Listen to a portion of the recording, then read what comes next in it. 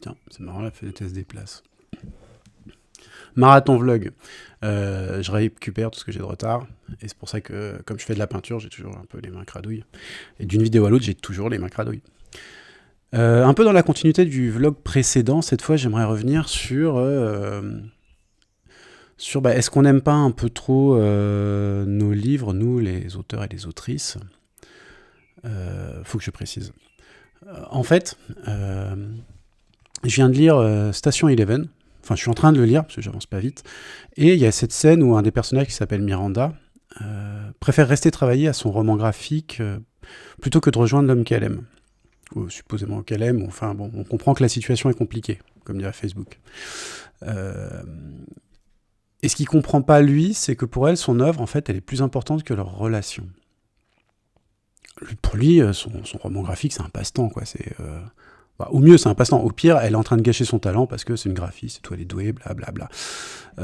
Mais pour elle, par contre, c'est un morceau de son âme, c'est une manière de s'exprimer, c'est une manière de se reconnecter à elle-même. Et c'est là, en fait, où se pose une question, c'est est-ce qu'on peut aimer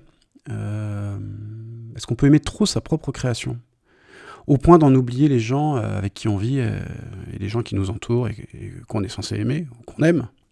Oui, on les aime, surtout s'ils regardent cette vidéo. En fait, quand on écrit, il se passe un truc, c'est que tout s'efface, donc le temps, le monde, les autres, on est en situation de flow. Pour ceux qui jouent aux jeux vidéo, aux jeux de société, à tous ces trucs super cool, qui font de la musique ou qui peignent des figurines, etc. C'est un peu le même délire. Et dans cette situation, on oublie tout, on est concentré sur notre tâche. Et donc parfois, en fait, ça se fait un peu au détriment de ceux qui nous entourent, quoi.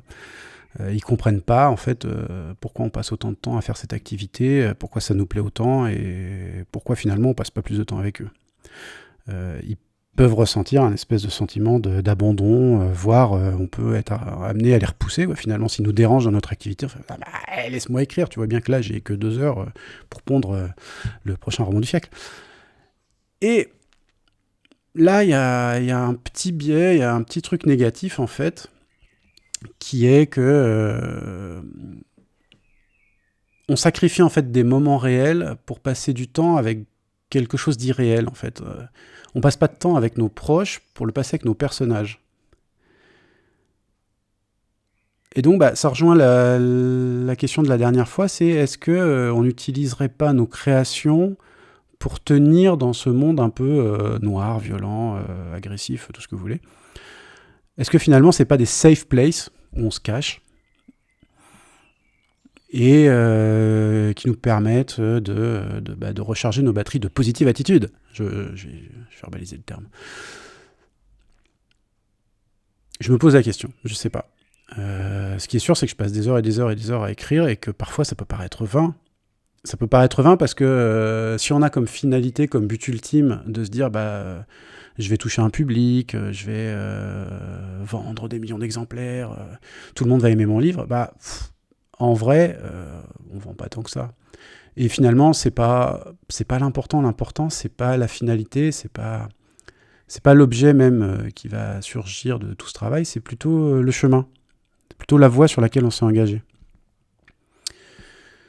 Je crois que je me suis perdu.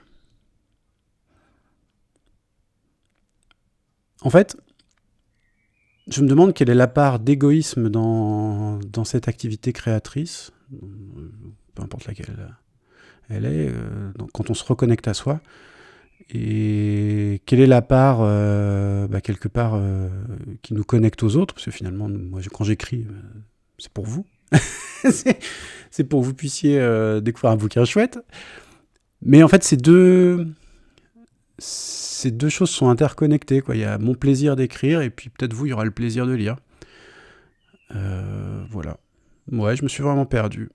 Pourtant, j'avais un plan, hein, mais bon. La question finale, c'était est-ce qu'on peut aimer trop fort ce qu'on écrit ? Est-ce qu'on peut aimer trop fort ces mondes imaginaires, cette activité qui nous prend ? Et est-ce qu'on peut y perdre les autres ? Et est-ce qu'on peut se perdre soi-même dedans ?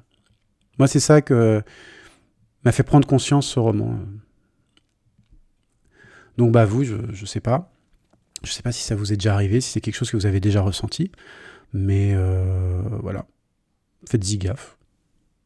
Oubliez pas qu'il y a des gens vivants autour. En tout cas, moi, là, c'est les vacances, donc je vais faire attention à eux.